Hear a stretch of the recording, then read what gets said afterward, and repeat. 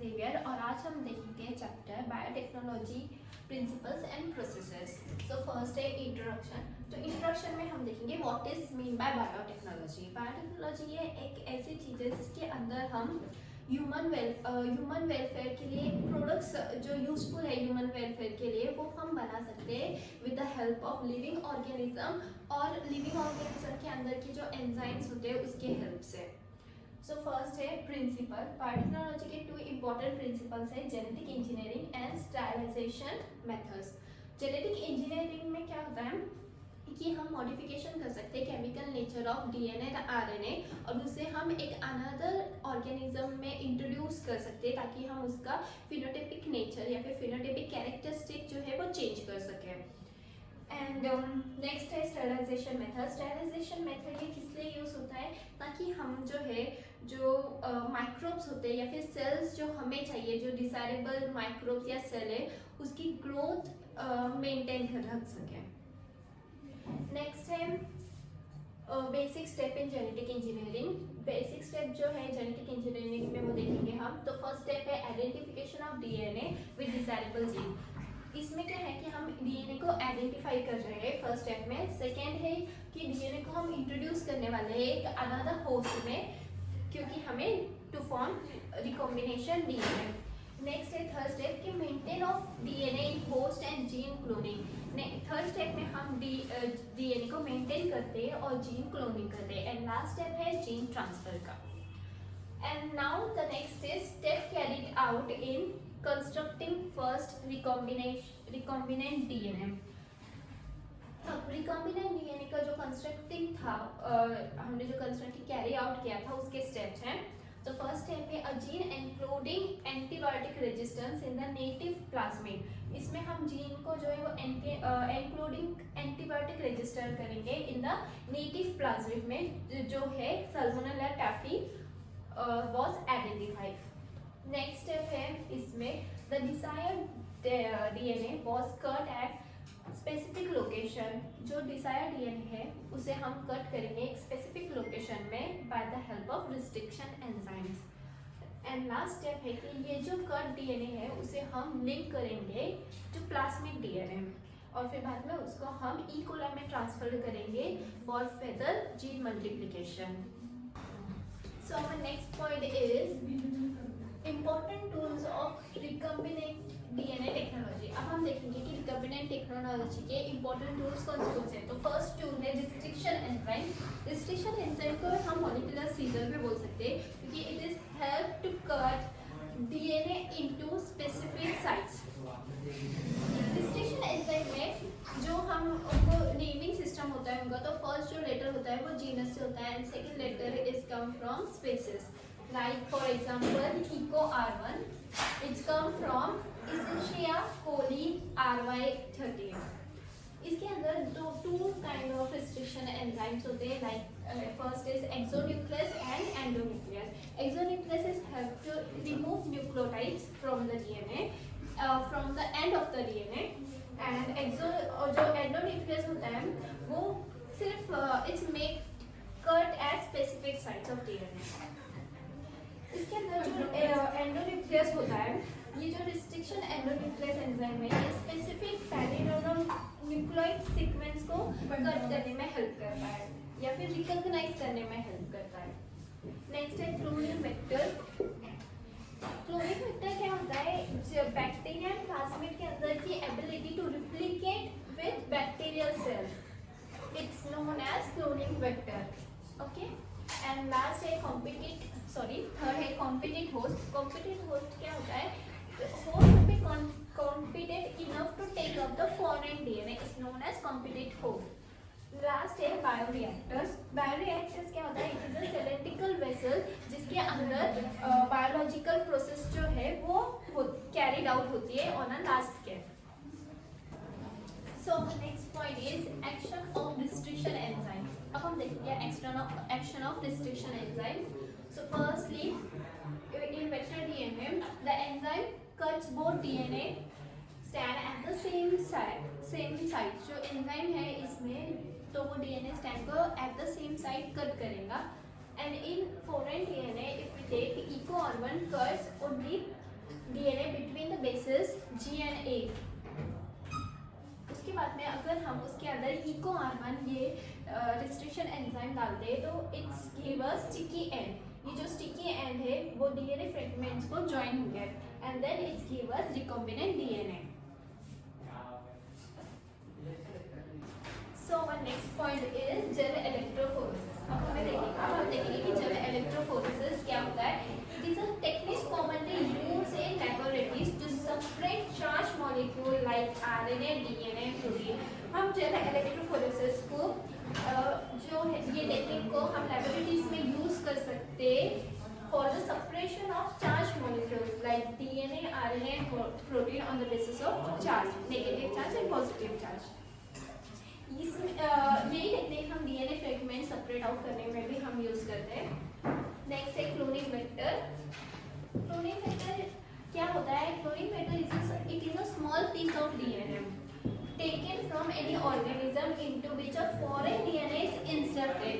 ये जो है क्लोनिंग वेक्टर ये है स्मॉल पीस ऑफ डीएनए होता है जो हम एक ऑर्गेनिज्म से लेते हैं ताकि हम उसे फॉरेन ऑर्गेनिज्म में इंसर्ट कर सके for further cloning.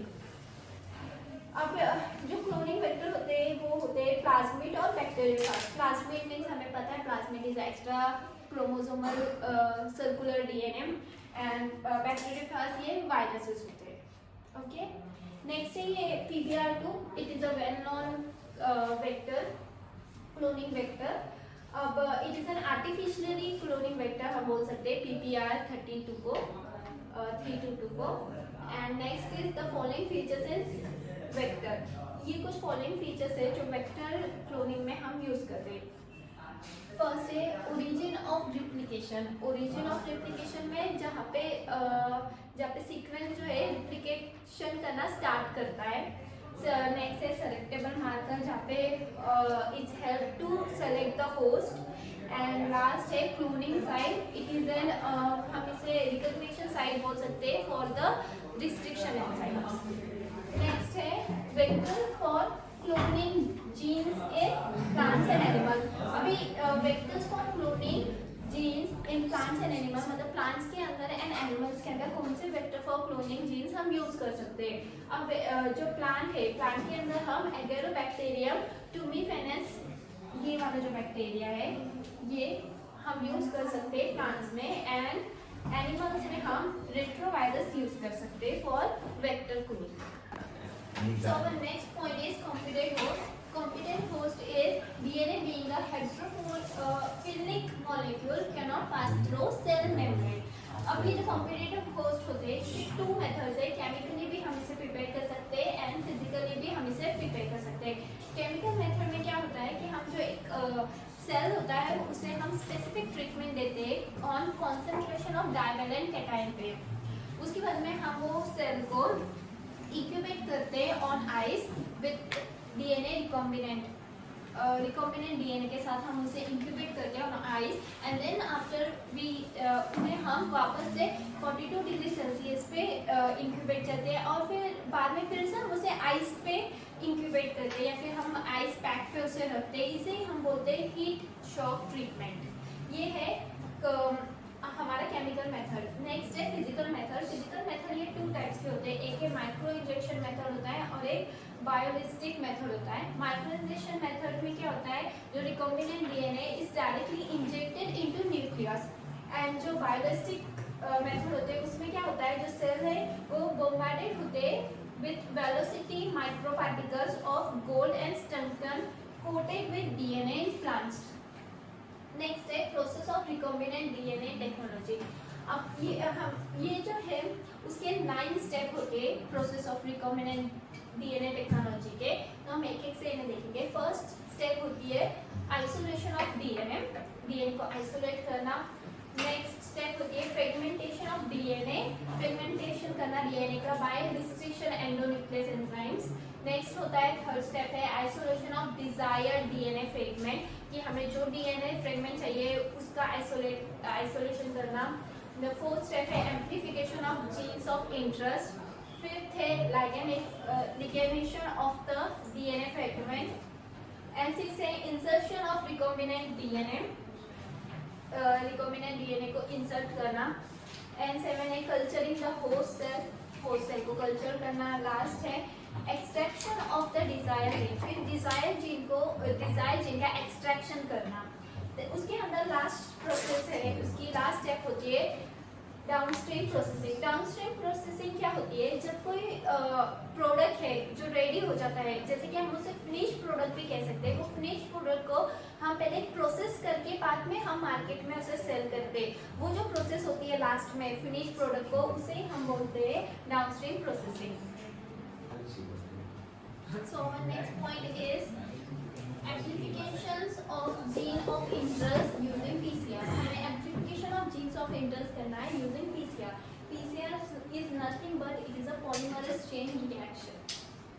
Now PCR की जो requirement है वो सबसे पहले क्या है, DNA template means double stranded DNA we need here, and primers it is nothing but it is a chemically synthesis of nucleotides oligonucleotides, and last है enzymes. Enzymes हम यहाँ पे कौन से यूज कर सकते हैं, टैग पॉलीमरेज और वेट पॉलीमरेज। नेक्स्ट होता है इसके अंदर 3 स्टेप्स होते हैं, एक डीनेचुरेशन, एडिनिंग एंड एक्सट्रैक्शन। डीनेचुरेशन जो है तो वो 95 डिग्री सेल्सियस पे होता है, एडिनिन जो है वो 50 to 68 डिग्री सेल्सियस पे होता है, एंड एक्सटेंशन ये 72 डिग्री सेल्सियस पे होता है। नेक्स्ट है ligation of DNA fragment into a vector। Ligation of DNA fragment into a vector की प्रोसेस क्या है, तो सबसे पहले है जो वेक्टर होता है, vector DNA and source DNA are cut with the same endonucleus to obtain sticky cells। Sticky cells obtain करने के लिए हम क्या करते हैं, जो वेक्टर डीएनए और जो सोर्स डीएनए है उनको कट करते with the help of endonuclease enzymes. Next है इसके अंदर this are the ligated by mixing vector DNA genes of interest, and बाद में क्या मिलता है हमें, it is a ligated of mixing vector DNA genes of interest and enzyme DNA ligase to form a recombinant DNA. मतलब हम ये ligation of the DNA fragment ये कर से to obtain a recombinant DNA or to form a recombinant DNA।